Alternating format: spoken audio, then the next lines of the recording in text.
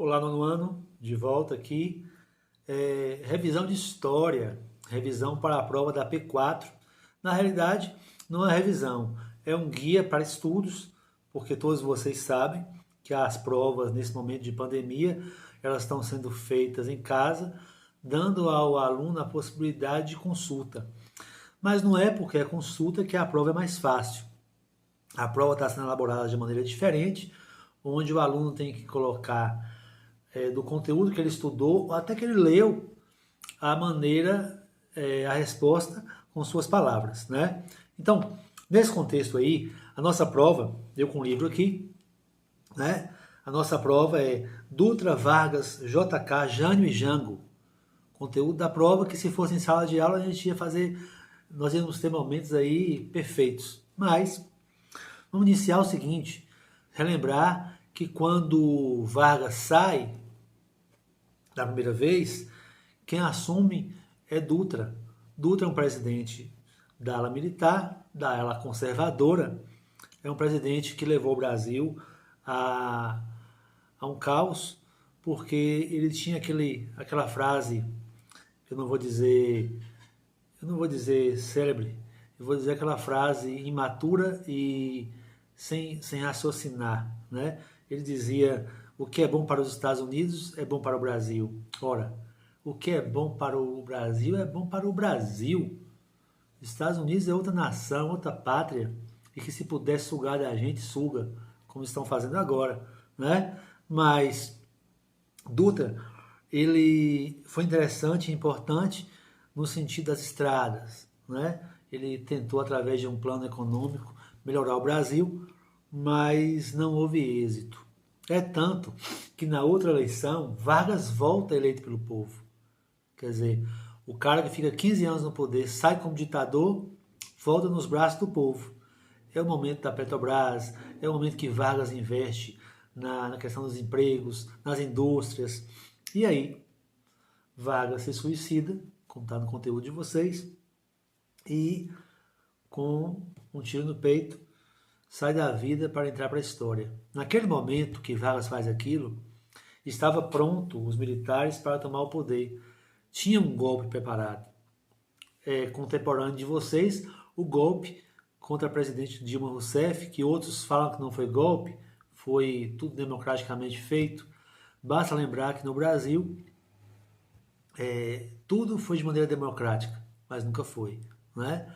A gente, quando fala de independência do Brasil, e aí é hino bonito, é desfile bonito, pessoas na rua, independência, independência, tudo bem, vale a pena comemorar, ficamos independentes, mas o nosso rei era o filho era o filho do rei de Portugal, que depois vai embora para a terra natal dele, deixando o filho dele aqui, né?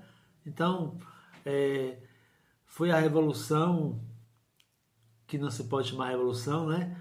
Porque as elites que governavam o Brasil se mantiveram no poder. O povo só viu a troca de coleiros, os cachorros eram os mesmos, né?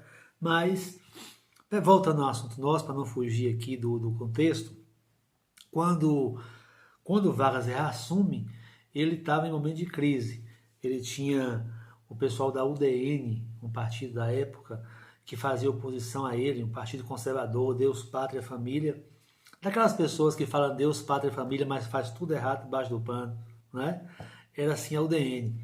E aí, essa UDN, em confusão com Vargas, tem até aquele episódio que nós vimos no filme, no vídeo, que um segurança de Vargas dá um tiro no caso Lacerda, que era um jornalista, deputado, opositor a Vargas.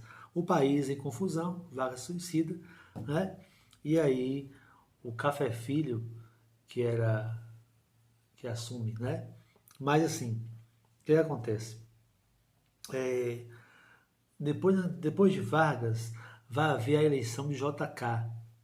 Vimos bastante Juscelino Kubitschek, o cara que tinha ideias para um país se tornar gigante, tornar-se industrializado. Mas aí vamos dar uma pausa. Juscelino Kubitschek, ele tinha o plano de metas. Quer dizer, ele dizia, eu quero um país industrializado. Mas ele dizia, como montar fábricas em um país que não tem energia elétrica? Então tenho que fazer usinas hidrelétricas. Uma meta, energia. Como fazer fábricas em um país que não tem ferrovias, hidrovias, rodovias, portos, aeroportos. Teve que investir no transporte.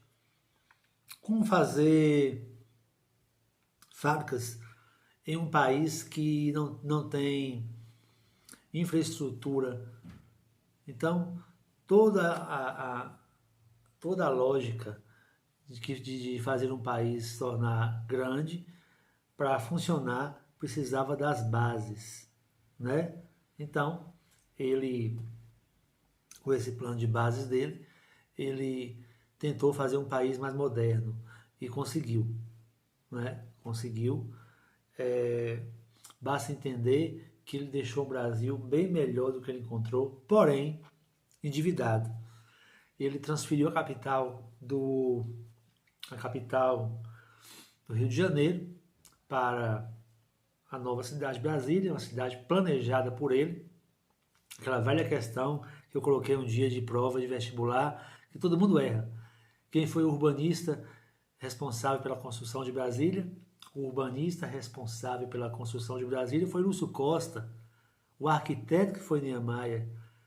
Então, construíram na época a cidade mais moderna do planeta, aqui no Brasil, e se chamava Brasília. Logo após, veio Jânio Quadros. Eu não sei se vocês viram, naquele vídeo que nós passamos aí, tinha uma entrevista com o suposto Jânio Quadros no sofá, e o nosso professor de história, ator, entrevistando, falando, e você percebeu que ele falava palavras difíceis, ele gostava de falar um vocabulário difícil, porque quando Juscelino sai, a UDN vai ao poder, a direita vai ao poder, e vai com Jânio Quadros, um professor de vocabulário difícil. A história conta que ele, como todo político típico brasileiro, ele começava a discursar e falava palavras dificílimas, né? Estou aqui nesse exato momento, aquele discurso, né? De repente, o povo ali embaixo anotando o que ele falava, porque ele falava palavras que ninguém entendia, mas todas aquelas palavras, como se diz, palavras de dicionário, né? E aí, ele costumava passar mal, passei mal, um palanque caía, tudo de mentira. Depois ele voltava, a energia de vocês me trouxe de volta, e o povo, esse homem é bom, luta por nós, o povo inocente. Depois, ele costumava, no meio do comício, tirar do bolso um sanduíche de mortadela e comer, e o povo via e falava, aí, é uma pessoa do povo igual a nós, esse Jânio Quadros. Um cara que assume, fica no poder poucos 6 meses, de leis conhecidas, foi a proibição do uso de biquíni em praias e a briga de galo, né? Então, ele estava bem aquém de se preocupar com a dificuldade, com a fome que assolava o país desde aquela época. Éramos e somos um país de miseráveis, né? Logo após ele deixa o poder. Quem assume era o vice. Naquela época, o vice não era amigo do presidente, porque hoje, por exemplo, quando você vota para presidente, você vota para presidente e o vice vai junto, você nem sabe quem é o vice. Naquela época, não. Você votava para presidente e para vice. Era comum ganhar o presidente de um partido e o vice de outro. E o vice do outro é João Goulart. João Goulart tinha um plano de metas que era voltado à classe mais pobre. Ele pensava que o Brasil só ia alavancar quando a multidão de miseráveis tivesse poder de consumo. Entendeu? Então, ele acreditava que dando aos pobres condição de consumir, o país ia produzir para poder esse povo comer, esse povo se alimentar e o país ia desenvolver. E para isso ele tinha um plano de transformar o Brasil numa grande potência. Acontece que os militares tomam o poder e ele não consegue, né, terminar o seu mandato.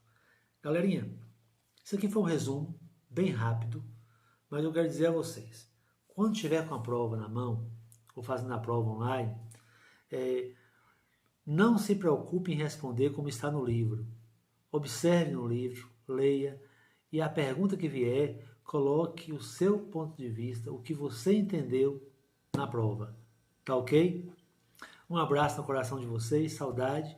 A próxima aula, se não me engano, a gente já pode fazer uma aula diferente aqui no vídeo, tá? Saudade, momento diferente. Cuidem-se, cuide de quem você ama, use máscara, ok?